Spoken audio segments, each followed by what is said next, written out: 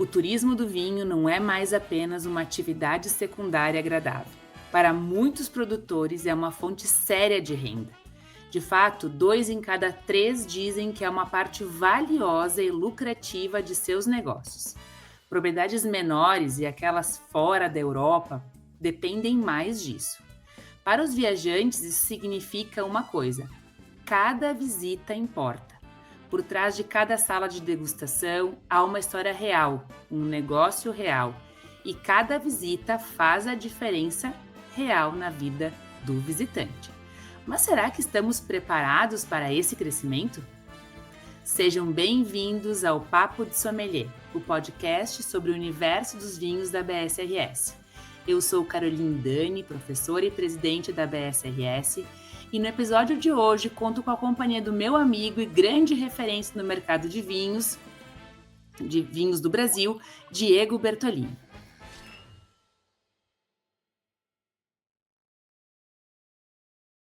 O nosso convidado de hoje está há 25 anos atuando no mercado de vinho. Já ajudou mais de 4.000 empreendedores do mercado de vinhos a se posicionarem e crescerem, mesmo em cenários de incerteza, como vivemos nos dias atuais.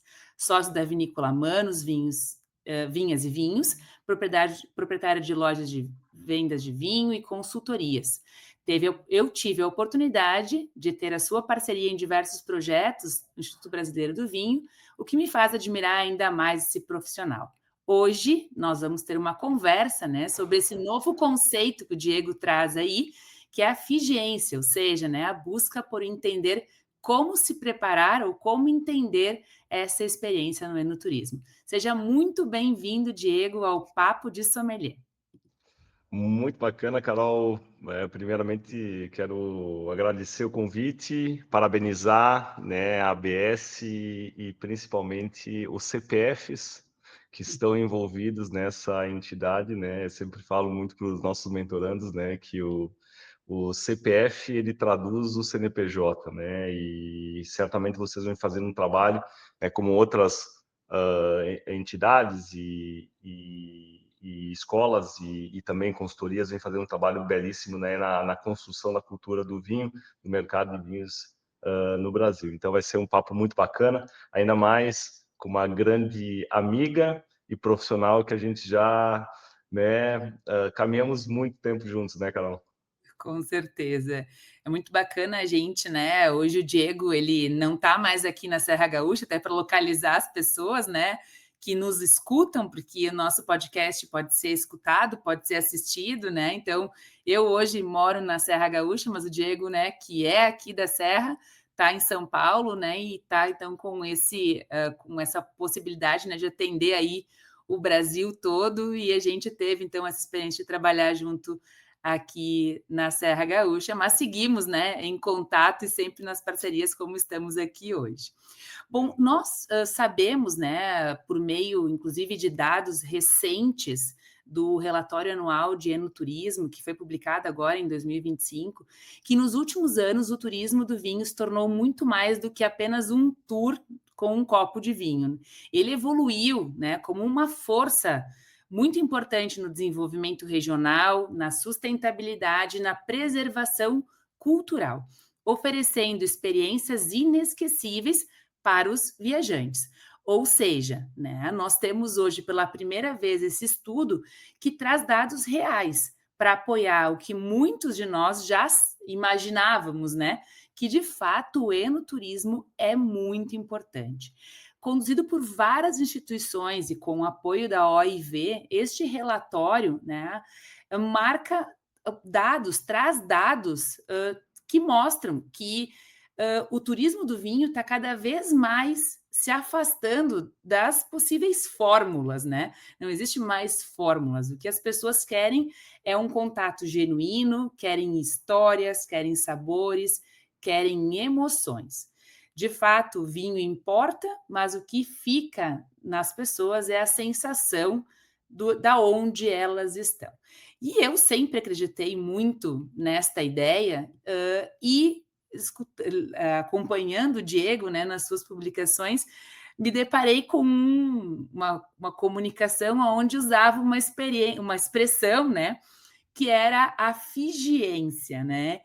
Que é essa associação do físico com o digital, com a experiência, que vem, né, dessa tua visão. Eu queria que tu contasse para nós, Diego, né, da onde vem essa tua ideia, né, e o que isso de fato traduz no dia a dia frente, né, a este relatório que para mim também conheci por conta da tua publicação, né, fui conhecer o conteúdo, mas conta para nós um pouco mais sobre essa ideia, né?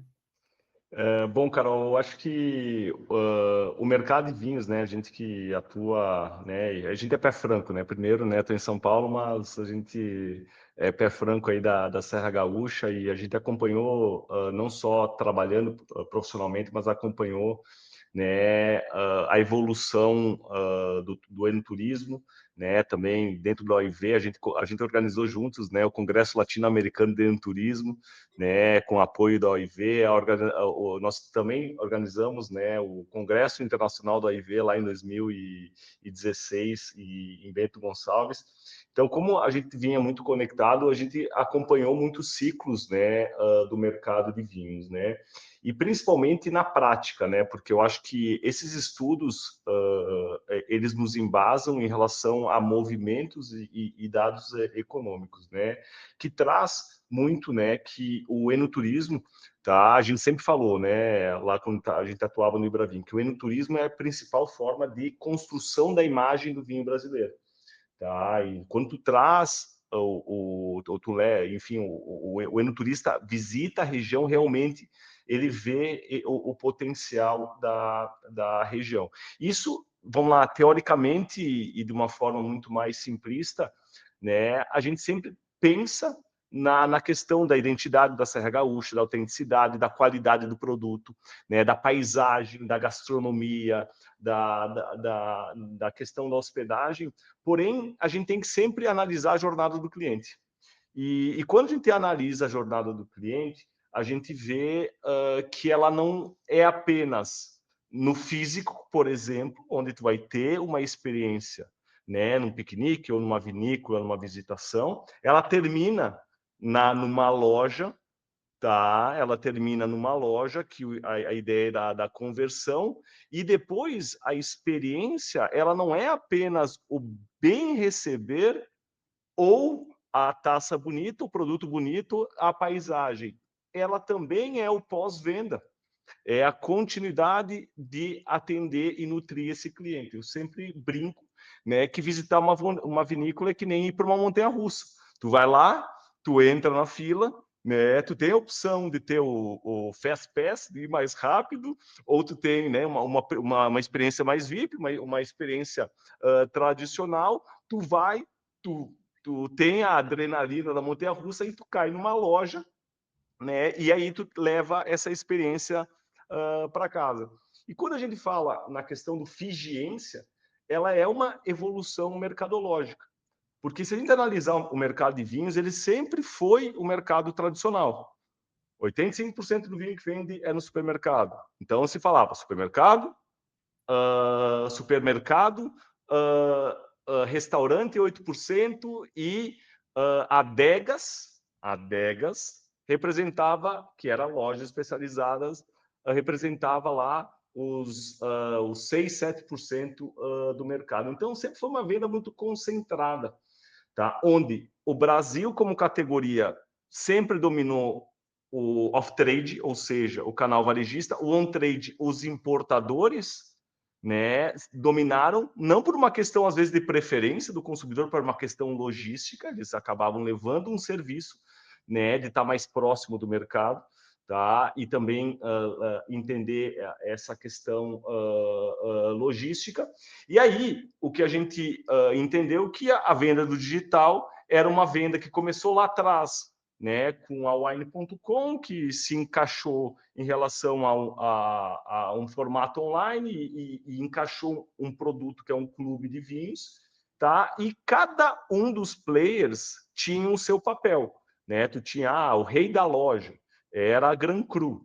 E aí tu tinha rei do catálogo e do on trade, era a Mistral. A Wine era o rei do clube. A Evino fazia o flash sales, que era aquelas vendas de quantidade com custo-benefício, né? E aí o mercado era muito segmentado. E aí veio, em 2020, uma pandemia que literalmente colocou essa multicanalidade, né, uma assemblagem, literalmente, de estratégias. E aí, diríamos assim, o digital ele teve um crescimento, né, expressivo, de uma forma, né, de principalmente democratização para os empreendedores de plataformas, né, social commerce. Eu tive a experiência, né, durante a pandemia, a nossa empresa formou mais de 2.800 negócios, a gente criou 2.800 CNPJs durante a pandemia, né? E aí houve essa mistura, né? Porém, as pessoas voltam para o novo normal, né? Para a vida normal. E o modelo tradicional, por exemplo, a gente tem, né? Isso daí são dados da Wine Intelligence, né? De 21 milhões de consumidores regulares, né? Através de dados da Wine Intelligence, vai para 55 milhões de consumidores regulares. Então, a gente teve essa aceleração de venda de consumo, né? Hoje, por exemplo, o consumo per capita de vinho do Brasil ele está em 2024 de 2,86, né, isso dados oficiais. Ele teve um crescimento de 26% nos últimos 6 anos. Então, né, é um mercado que cresce 26%, enquanto a Europa, em volume, cai, e em valor o Brasil cresce mais do que esses 26%, porque mais consumidores, o consumidor de vinho não dá passo para trás. Enfim. Então, houve essa mudança da questão dos canais de venda. E o canal de venda nada mais é que pontos de contato. Para você levar essa experiência, né, você oferecer um bom serviço para reter e depois vender mais para esse cliente. Então, no pós-pandemia, por exemplo, né, que o setor, principalmente do on-trade, né, de vários setores, não foi muito afetado, ele volta.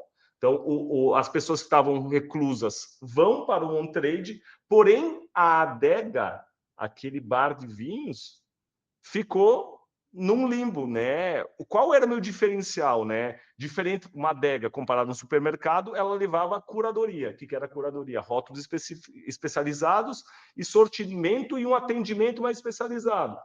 Que, vamos lá, era o básico. O básico para aquele momento em relação à maturidade do mercado. Porém, o consumidor queria muito mais, ele queria entender, a ABS cresceu com o curso de vinho, aí a loja entendeu, opa, peraí, eu posso ser loja bar de vinho, tá? E aí a loja pode fazer curso, a loja pode fazer workshop, a loja pode ser um bar de vinho e ter preço de restaurante e preço de loja, a loja pode estar no delivery, porque quando ela fechou a loja física, por exemplo, mentorandos nossos que tinham um mentorando nosso que tinha 56 lojas físicas de formato adega, na pandemia faturou 56% mais que 2019 com as lojas fechadas pelo iFood, cara. Pelo iFood. Fechou, as 56 lojas fechadas, aumentou. Então, eu vi, peraí, eu tenho a adega, eu posso vender no delivery, então tem que ir para o digital, tá? Mas também o meu cliente, opa, vou tirar a ida central do meio da minha loja, vou colocar mesas, vou fazer um ambiente de bar, porque a pessoa também quer desfrutar, e aí vem a questão do figiência, que é tu entender o físico, né? A importância do ponto físico, tá? O digital, né, que acompanhar essa jornada do cliente e tu absorver mais um canal de venda e a experiência. Que quando eu falo na experiência, não é apenas o bem receber, é também tu poder oferecer tu quer tomar em taça? Eu tenho em taça. Tu quer um curso? Eu também ofereço um curso de degustação para o quê? Eu aumentar o nível de consciência do meu cliente para vender mais para esse mesmo cliente. E aí eu não vender apenas garrafa, eu vender serviço. Tá? E principalmente, Carol, a pandemia ela democratizou a tecnologia. Lá atrás, a gente falava em 2018, 2019, que uma das minhas grandes escolas, até do Figiência, foi a Jolimon, né? Dando consultoria lá na Jolimon. E lá a gente já estava anos-luz com CRM, porque a Jolimon sempre captava o lead, o contato na vinícola, e a gente tinha, na época pré-pandemia, 20 pessoas no call center, e pós-pandemia, 62 pessoas no call center ligando, vendendo e faturando 60 milhões de reais no e-commerce, mais venda direta. E a experiência era uma experiência, porque às vezes o enoturista saía de São Paulo, ia para a vinícola Cainelli, comprava lá e chegava em São Paulo, cadê Cainelli? Não encontro mais Cainelli. Tá? E aí, essa questão da multicanalidade, ou omnicanalidade, né, essa aproximação, ela vai muito, muito forte também na acompanhar. Se eu gero uma experiência, um encantamento na vinícola, por que não eu consigo nutrir esse lead através de um protocolo de venda ativa via CRM, etc. E é onde, né, hoje, por exemplo, falo, é o que eu mais aplico nos nossos mentorandos, né? Todo mundo fala que o mercado, mentorandos nossos esse ano cresceram 56% apenas com protocolo, processo, sistema, porque o custo desse sistema lá na Jolimon, que era caro, na época de 2018, hoje tu paga peanuts por mês de uma mensalidade de um CRM que está na nuvem. E isso eu também chamo de experiência. Então, resumindo, Figiência é esse assemblagem de estratégias, Carol, né, que é literalmente atender o cliente, né, atender bem o cliente e principalmente a preguiça desse cliente, né, porque hoje o cliente não quer mais comprar um vinho no e-commerce e demorar 20 dias para receber, ele quer receber, ele não quer mais comprar 24 garrafas, ele quer comprar 4, ou seja, o Figiência é acompanhar essa evolução do cliente que hoje, com o Mercado Livre, com Magalu, com Amazon, a pessoa ela pediu, ou o imediatismo, né? Isso é o Figiência, é uma forma da gente levar a experiência, não só a experiência do pôr do sol na vinícola, mas a experiência de consumo lá na ponta. E o quão importante é entender esse processo, né, com o cliente, porque, como tu falaste, muitas vezes tu causa aquele encantamento na vinícola, né, na experiência física, vamos dizer, né, o cliente está ali, tu teve a melhor experiência, e ele vai embora e tu não faz nada com aquele cliente, né? Assim, eu até tive recentemente participando de um festival e tive com o Clovis Lumers, que é um dos grandes caras aí de vendas, né? Ele falava assim, não tem assim... depois tu me contata, né? Não, tu tem que, na hora que tu tá com a pessoa, buscar estratégias para buscar esse lead, e outra, nutrir esse lead, seguir com ele, né? Eu sempre falo, né? Tu usa muito o exemplo da Jolimon, eu também conheço um pouco do sistema, mas assim, pô, o quanto significa para o cara que está em casa receber uma mensagem e dizer, seu fulaninho, né? Eu vi que o senhor comprou na vinícola o vinho X. Pelos meus cálculos, deve ter terminado. Não quer fazer mais um novo pedido, né? Pô, o cara vai dizer, ele sabe o que eu comprei, né? Então, isso é, de novo, valorizar, né, o cliente e dar e seguir essa experiência, porque de nada adianta a gente promover uma grande experiência no físico, né? E depois a gente perder essa pessoa, né? E perder esse contato, que é isso que tu fala, né? A gente dá seguimento a esse contato, a esse lead, porque os dados que tu traz aqui, né, que tá no relatório, né, onde para vinícolas pequenas um enoturismo pode representar 70%, né, do seu faturamento. Então, pense você, e de novo, isso é um investimento, né, que tu falas, que o mais importante é isso, né, ter essa consciência, né? E principalmente por empreendedor, né? Não só olhar na questão do cifrão, tá? Olhar na questão da experiência do consumo, tá? Que é o DNA do Figiência, né? Cara, experiência de consumo, é entender desde a jornada de consumo. Eu lembro, né, que a gente falou lá no Congresso Latino-Americano de Turismo. A pessoa não quer fazer o protocolo de verificação de vinícola, ir para o tanque, na desengaçadeira, não. Cara, como eu vou me diferenciar? Qual o mapeamento que eu vou fazer? Qual a jornada de cliente para levar essa experiência? Então, isso é a experiência dessa jornada, mas ele tem que cair num roteiro numa loja, ele tem que ter um roteiro, a venda. Essa venda depois tem que ser alimentada no sistema e tem que ter um pós-venda, Uhum. né? Cara, e às vezes que eu sempre brinco, né? É o óbvio negligenciado. Uhum. Vamos lá, tu visitou a minha casa, tá? E aí, cara, eu vou agradecer a tua visita, né? E um dos primeiros projetos protocolos do pós-venda aqui na Jolimon foi um grande pull, que é o óbvio, era o seguinte, né? A gente ligava, muito obrigado por ter visitado a vinícola, chegou bem em Flores da Cunha, Carol, chegou, né? Espero que tu desfrute sem venda, era empatia total. E aí, olha, se você gostou desse atendimento, tem avaliação, segue o link do TripAdvisor. E organicamente foi 10 mil 5 estrelas, e aquilo lá explodiu organicamente através de um ato simples de mandar um WhatsApp, agradecer e mandar um link de avaliação, Hum. né? Então, é algo que às vezes a gente fala o seguinte, é o óbvio, negligenciado, tá? Que é aquela questão da cartilha. Porém, o empreendedor, quando, né, que eu analiso muito e atuo muito com empreendedores, ele precisa dessa cartilha. E para escalar, ele tem que ter esse protocolo. E a minha grande, eu acho que um dos grandes pontos que eu falo, que não é só a questão dessa jornada da multicanalidade, de a gente ampliar o faturamento, né? Mas é uma questão de sustentabilidade.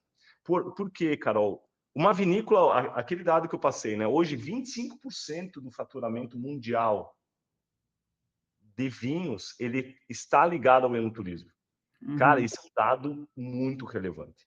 E quando a gente pega, né, pelo modelo brasileiro do Simples Nacional, que grande parte das 1.100 vinícolas brasileiras está no Simples Nacional, né, uma vinícola de pequeno porte, que fatura menos de 4 milhões de reais, 70 da Serra Gaúcha, 70% do faturamento dela, ela é ligada à venda direta, ou ligada ao enoturismo.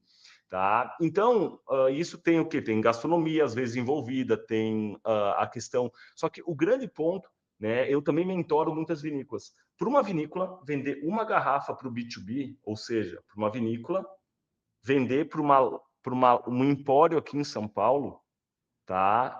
Para ela ter a mesma margem de lucro, tá? Do que vender... vendendo... Vou refazer a frase.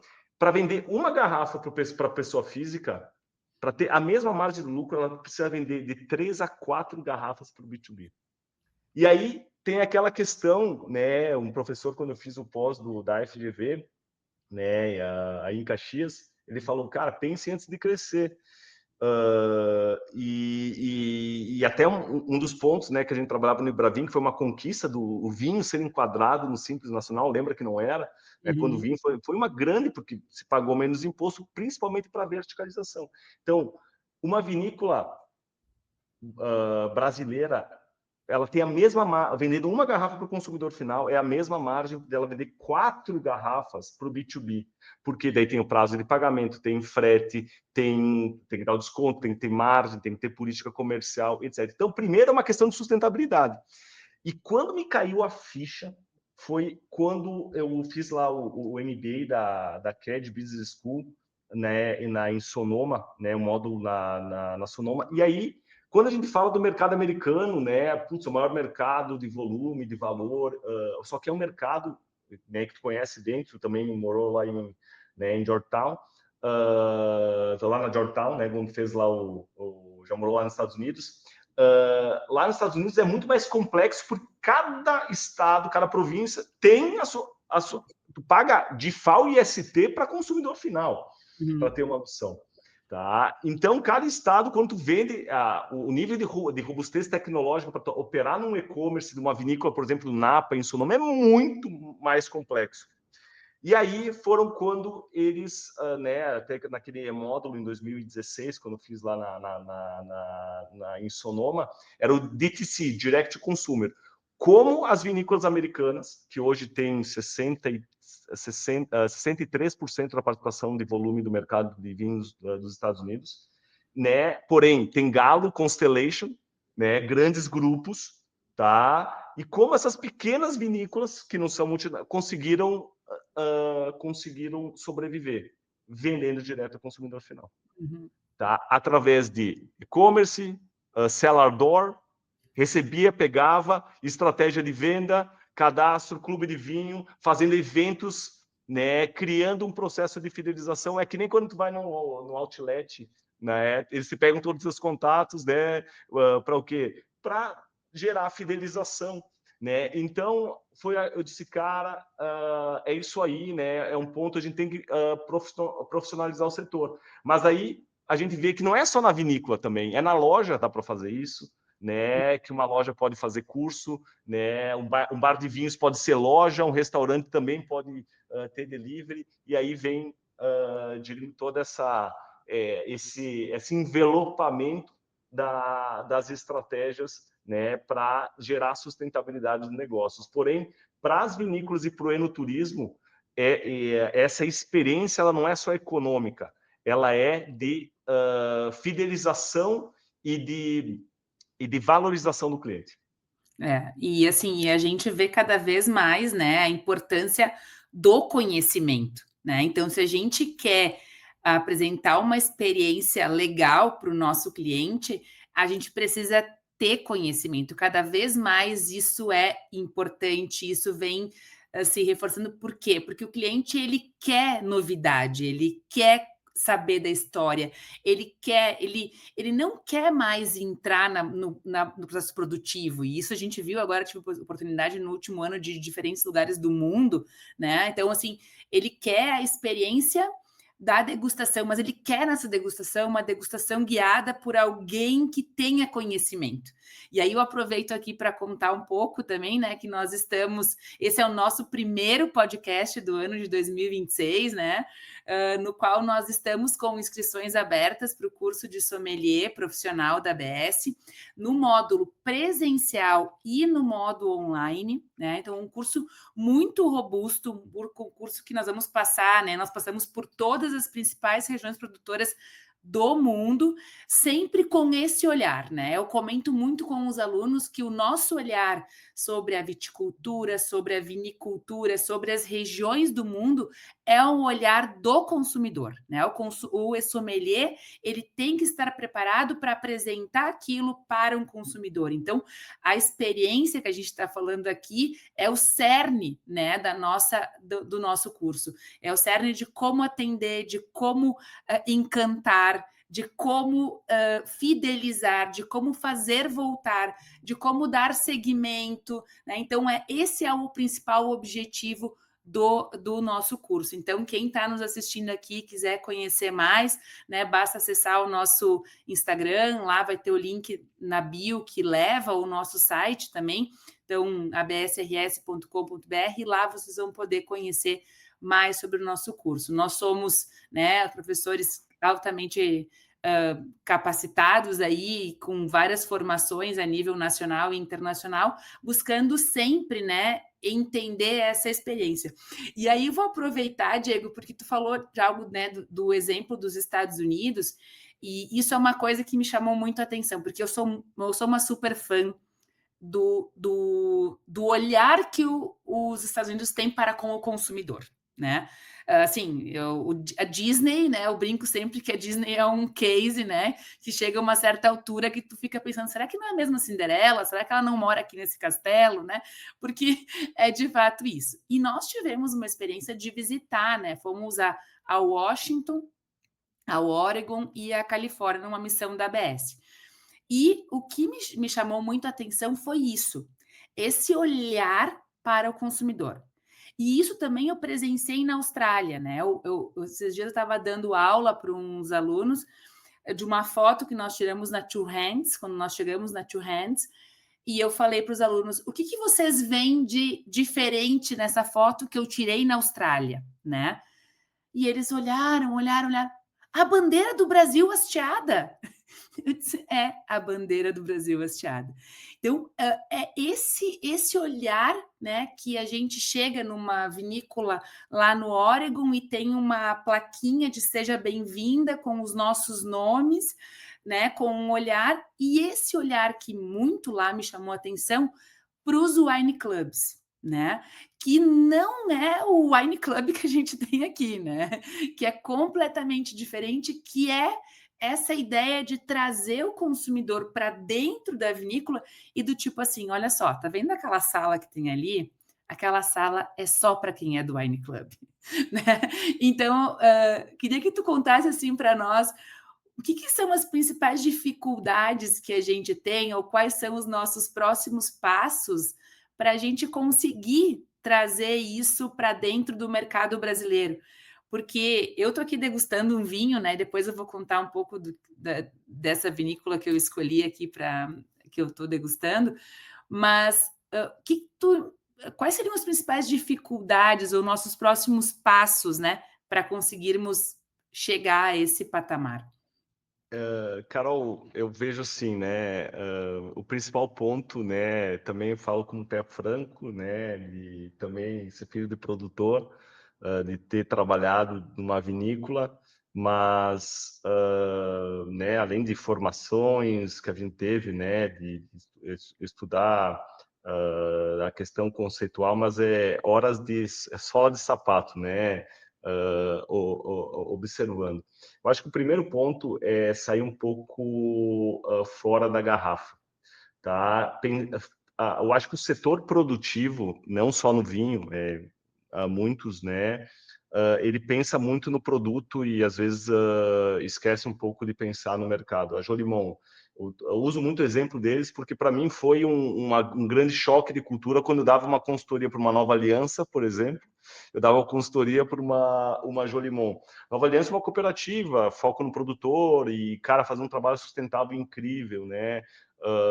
Com produtos evoluindo, investindo em maquinário e etc. E a Jolimon, empresa de contadores, Uhum. né? E com uma visão muito mais desapegada, né? Diremos assim, cara, mais numa região de Gramado que está fora do eixo, que depende do turismo. E essas escolas, né, foram muito bacanas, né? Então acho que o primeiro recado que eu passo é e meu pai tem 85 anos e sempre fala, né, que o setor do vinho tem mais bordado do que coxa, tá? E às vezes a gente borda demais o produto, tá? E esquece de um lado de olhar para a experiência do cliente. Então, putz, a gente tem uma vinícola incrível, a gente tem barrica incrível, e a estrutura incrível, a paisagem incrível, cara, e não investe na qualificação dos atendentes, não investe no curso de sommelier da ABS para o atendente, que vai levar o encantamento para o Uhum. cliente. Tá? E aí se esquece esse lado da experiência. Cria a experiência, tem a estrutura, investiu lá milhões na estrutura da vinícola e não pega o contato da criatura e coloca num sistema. Ou não quer, né, se assessorar com profissionais do mercado, né, para construir esse protocolo. Né? Então, é um setor que é normal, ele é muito apegado ao produto, à estrutura física. E o que eu vejo nos Estados Unidos, eles estão muito orientados a mercado, eles têm essa visão por uma questão cultural, né, de também ter a questão produtiva, mas ter essa visão do mercado. Tu citou um lado da questão da experiência incrível, né? Por exemplo, o módulo que a gente fez lá em seu nome era só sobre direct consumer, né? E aí a gente via a questão do encantamento, porque essa questão do encantamento ela gera, né, escassez, exclusividade e urgência na compra. Uhum. Por exemplo, tu chega numa vinícola, tem estacionamento, né? Vou estacionar aqui, daí tu chega lá, estacionamento exclusivo para wine clubbers, wine Uhum. members. Uhum. Tá, daí tu sai, te volta, tu estaciona lá na Brito, né? Daí depois tu sobe na vinícola, etc. Aquele deck, né, no lado do vinhedo. Vai sentar lá não, área restrita para membros do clube. Cara, o que é isso? Daí tu vai na gôndola da vinícola, tem dois preços. Uhum. Tem um Cabernet Sauvignon do Napa a $28 e outro 22.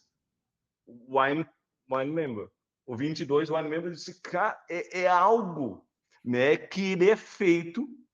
Aí chega assim, ó, eu era do Brasil, estava lá no Napa, se não, quero ser sócio. Se tem que comprar, daí cada vinícola tem a sua regra, né? Para ser sócio daquela vinícola tem que comprar $2.000 ano para tu ser. E aí tem o plano Silver, Gold ou Platinum, que daí no Platinum tu tem a experiência do Library Wines, que é os vinhos de safras antigas, e aí cria todo esse enredo, mas o que eu mais o que eu vi nessa era sem forçar. Então, só no perceber, a pessoa já queria fazer parte daquele clube.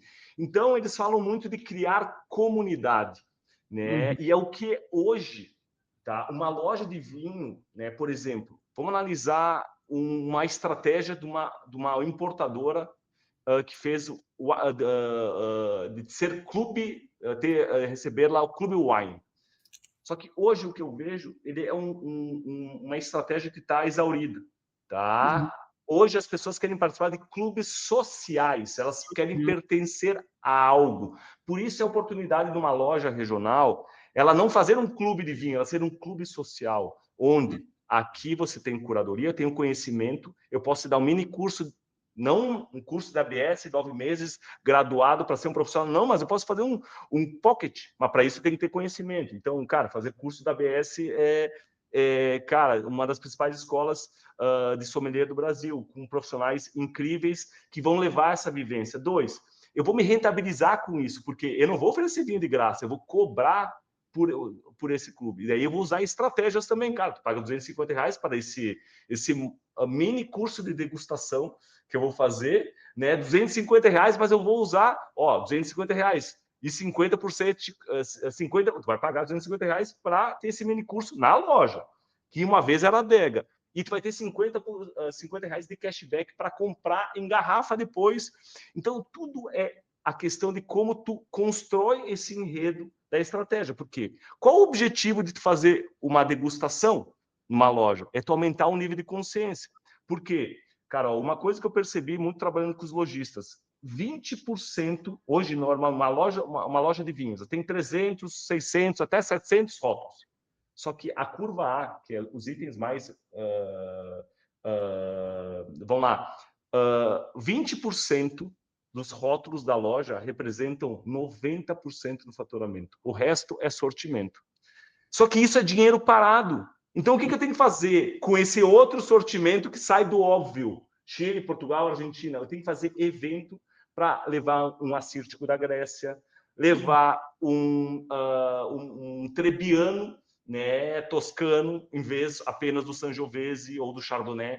Né? Então, o que eu quero dizer é a educação desse consumidor e a experiência também no ponto de venda, ela gera faturamento, aumenta ticket médio, e aí, quando eu pego essas informações e ali a pessoa se abre, tu consegue coletar essas informações e inserir num CRM, eu vou...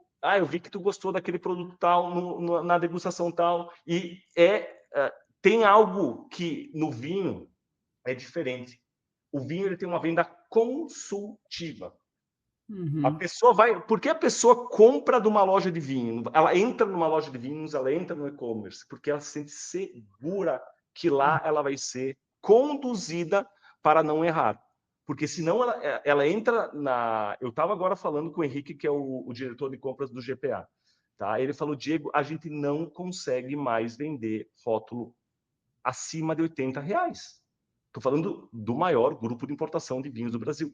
O Pão de Açúcar, que o saudoso e grande Cabral, né, que formou milhares de atendentes, etc., não consegue mais vender vinhos acima de R$80.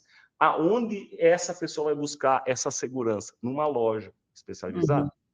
E é isso que tu falou, Carol. É importante daí a gente unir. E principalmente esse conhecimento de buscar informações e ter esse conhecimento dessa formação sommelier, mas monetizar isso aí.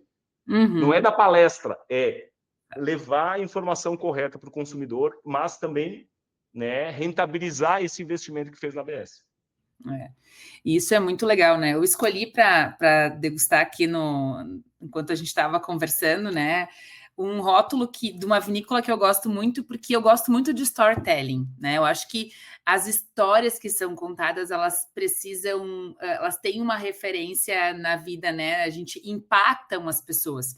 E eu trouxe aqui um alvarinho da Fope Ambrose, né? Nossa, muito bom esse vinho. Então, no Brazilian Collection, né? Então, que eles têm o American Collection, o Brazilian Collection, né? E tem, então, eu vou vir do Uruguayan Collection, mas por que eu escolhi, né? Acho que além de ter uma tendência dos vinhos brancos, que o Diego fala muito, né? Que vem crescendo muito, mas também porque é, para mim, uma vinícola que trabalha muito bem essa parte do storytelling, essa parte da degustação, essa parte da experiência única, né? E isso é bom. Nós temos lá agora, né, o produto deles que chama Segredo do Enólogo, né? Então, acho que isso é muito do que nós estamos falando aqui, né? De trazer. Eles tiveram uma experiência também nos Estados Unidos, né? Estados Unidos, né? Eu ia falar. Trazem um pouco disso também, claro, para o dia a dia, mas é essa a ideia, né? A ideia, eu brinco com eles que a primeira vez que eu cheguei lá, quando eles contaram a história, não os conhecia, né? Eu me emocionei, porque, de fato, para quem é pé franco, que nem diz o Diego, né? Que nasceu aqui e vê uma gurizada, que nem diz o meu pai, assim, né? Os guris com 20 e poucos anos ali, empreendendo, investindo e fazendo, né? Já com esse olhar, que é isso que o Diego fala, né? Muita sola de sapato, muito pensar, que eu acho que às vezes falta isso, né? E aí tu não precisa saber tudo, tu pode, né? O Diego está aqui com um trabalho belíssimo que ele faz com a empresa dele, podendo contribuir muito, porque eu acho que de fato a gente precisa, muitas vezes, as vinícolas elas se perdem, né? Quando acham que o dono pode fazer tudo, né? E não, a gente precisa qualificar, a gente Qualificar. precisa profissionalizar. Se você quiser ter né, um bom acompanhamento, um bom following aí, né, no digital, tu precisa profissionalizar, não tem como fazer diferente, né? Eu acho que isso é muito legal e é legal a gente ver exemplos até para a gente poder, né, ir seguindo e buscando cada vez mais melhorar, né? E principalmente, né, Carol, o quanto a gente. Acho que isso não é só a questão do produtor, né? Tu vê o Felipe, por exemplo, né? O Beber, por exemplo, é outro exemplo. Cara, ele é novo, mas, cara, ele teve muita sola de sapato no comercial. Tá? Uhum, Então, às vezes eu vejo, quando ocorre essa inversão, o enólogo ele tem que ser o principal RP da vinícola.